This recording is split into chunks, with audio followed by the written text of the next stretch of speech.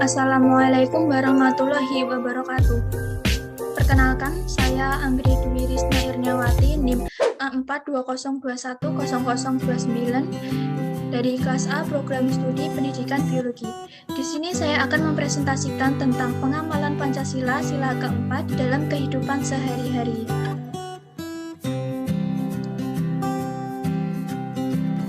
Pancasila merupakan cita-cita dasar, pandangan, dan pemahaman pada negara. Pancasila sebagai ideologi negara merupakan tujuan bersama bangsa Indonesia yang diimplementasikan dalam pembangunan nasional, yaitu mewujudkan masyarakat adil dan makmur yang merata material dan spiritual. Pancasila adalah wadah negara kesatuan Republik Indonesia yang merdeka, berdaulat, bersatu, dan berkedaulatan rakyat dalam suasana kehidupan bangsa yang aman, tentram, tertib, dan dinamis, serta dalam pergaulan dunia yang merdeka, bersahabat, tertib, dan damai. Kedudukan Pancasila sebagai dasar negara. Pengertian Pancasila sebagai dasar negara diperoleh dari alinea keempat pembukaan Undang-Undang Dasar Negara Republik Indonesia tahun 1945 dan sebagaimana tertuang dalam Memorandum DPRGR 9 Juni 1966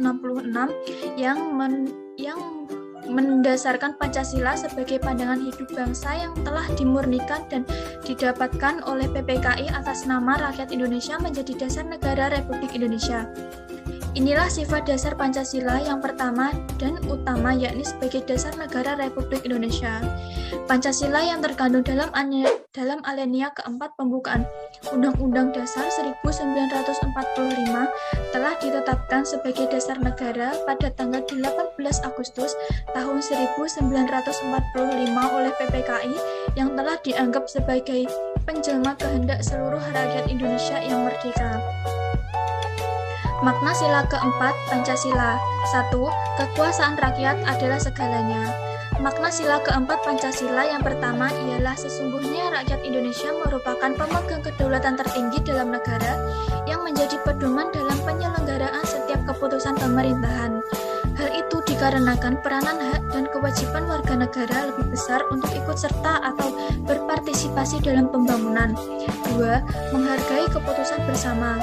Makna sila keempat Pancasila dalam kehidupan berbangsa dan bernegara ialah saling menghormati dan menghargai setiap keputusan yang telah disepakati bersama. Hal tersebut penting dilakukan karena bisa menjadi satu di antara jalan keluar dari berbagai konflik yang terjadi dalam masyarakat. 3. Demokrasi. Makna sila keempat selanjutnya adalah mewujudkan demokrasi dari berbagai sisi kehidupan bermasyarakat, baik dalam bidang politik, hukum ekonomi, maupun penyelenggaraan kebudayaan dan sosial dalam bernegara. 4. Mufakat. Makna sila keempat Pancasila lainnya adalah pengambilan segala bentuk keputusan bersama yang mengutamakan berbagai prinsip-prinsip sesuai dengan ideologi kebiasaan masyarakat, yakni musyawarah untuk mencapai mufakat. 5. Berani bertanggung jawab. Makna sila keempat Pancasila yang terakhir ialah memberi rasa tanggung jawab dalam melaksanakan keputusan. Hal ini tentu saja menjadi hal yang mutlak mengingat tanpa adanya rasa tanggung jawab, kebijakan akan menyimpang dari segala kebutuhan masyarakat. Contoh pengamalan sila keempat dalam kehidupan sehari-hari. Mengutamakan musyawarah dalam mengambil keputusan untuk kepentingan bersama.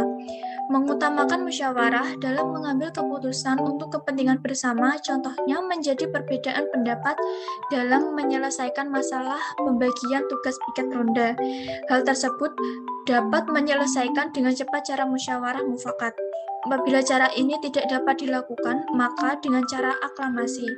Apabila cara ini tidak bisa dilakukan kembali, maka akan dilakukan dengan cara voting.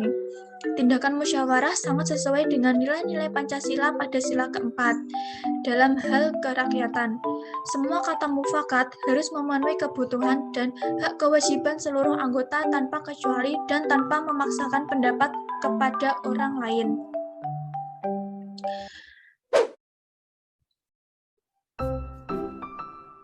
bersikap adil kepada setiap orang. Tujuannya sederhana, agar kita hidup dengan harmonis bersama orang-orang di sekitar kita. Faktanya, pertentangan dan konflik yang terjadi disebabkan karena tidak adanya sikap adil atau keadilan. Keadilan yang diciptakan setidaknya menjadi angin segar yang bisa membantu menyelesaikan masalah atau konflik yang terjadi. Menghindari sikap yang bisa menyakiti orang lain. Ada beberapa perkataan yang bisa menyakiti hati orang lain sehingga kita harus selalu menjaga lisan supaya tidak menyinggungnya. Sebab berkomunikasi adalah salah satu hal yang pasti akan dilakukan oleh semua orang. Berkomunikasi juga bisa membentuk hal yang sangat penting atau sepele, semuanya tentu akan diucapkan. Bola lawan diucapkan, lawan bicara membicarakannya, tetapi ketika berkomunikasi terdapat beberapa batasan supaya tidak menyakiti lawan bicara kita. Ikut kegiatan kerja bakti membersihkan lingkungan sekitar rumah. Kegiatan membersihkan jalan desa, kerja bakti membersihkan lingkungan dilakukan untuk menciptakan lingkungan yang sehat, bebas dari kotoran sampah dan rumput pepohonan yang rimbun. Dengan lingkungan yang sehat, kita tidak akan mudah terserang berbagai penyakit. Kebersihan lingkungan juga sangat berpengaruh terhadap kenyamanan, keindahan, dan keaslian lingkungan. Selain untuk menjaga kebersihan, kegiatan ini juga bertujuan untuk membina hubungan sosial masyarakat khususnya di daerah pedesaan, mengutamakan kepentingan bersama. Karena dalam kehidupan bermasyarakat, kita tidak boleh egois dalam mengambil keputusan agar tidak muncul hal-hal yang tidak diinginkan. Saat ingin mengambil keputusan, utamakanlah kepentingan bersama agar keputusan tersebut telah disepakati secara umum dan dapat mencapai satu tujuan bersama. Menerima apapun hasil musyawarah dengan lapang dada. Karena itu adalah hasil dari kesepakatan bersama dan hasil itulah yang paling baik di antara yang datang untuk bermusyawarah, sehingga hasil tersebut harus dilaksanakan dengan sepenuh hati tanpa adanya rasa kekecewaan. Menghargai teman, saudara, atau tetangga yang sedang berbicara maupun menyampaikan usul. Karena tujuan musyawarah adalah untuk mendapatkan kesepakatan.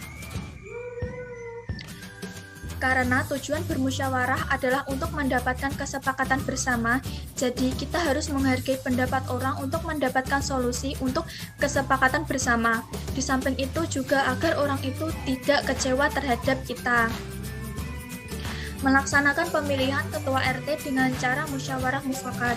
Pengambilan keputusan berdasarkan mufakat dilakukan setelah kepada anggota rapat yang hadir diberikan kesempatan untuk mengemukakan pendapat serta saran dan dipandang cukup untuk diterima oleh anggota rapat sebagai sumbangan pendapat dan pemikiran bagi penyelesaian masalah yang sedang dimusyawarahkan.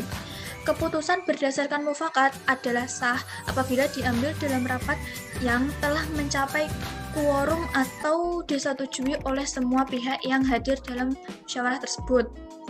Tidak memaksakan keinginan maupun kehendak orang. Kita tidak boleh memaksakan kehendak karena pendapat orang lain itu berbeda-beda, sehingga kita harus menghargai pendapat mereka untuk mendapatkan kesepakatan bersama dalam melakukan musyawarah mufakat. Serta keputusan yang kita ambil tidak boleh diambil hanya dapat yang menguntungkan dari satu sisi pihak saja. Bersikap sopan santun terhadap tetangga. Sopan santun merupakan unsur paling penting dalam kehidupan bersosialisasi sehari-hari, karena dengan menunjukkan sikap santunlah seseorang dapat dihargai dan disenangi dengan keberadaannya sebagai makhluk sosial dimanapun tempat ia berada. Dalam kehidupan bersosialisasi antar sesama manusia, sudah tentu kita memiliki norma-norma atau etika-etika dalam melakukan hubungan dengan orang lain. Dalam hal ini, sopan santun dapat memberikan banyak manfaat atau pengaruh yang baik terhadap diri sendiri maupun orang lain. Sekian yang dapat saya sampaikan. Mohon maaf apabila ada tutur kata yang kurang berkenan di hati. Terima kasih. Wassalamualaikum warahmatullahi wabarakatuh.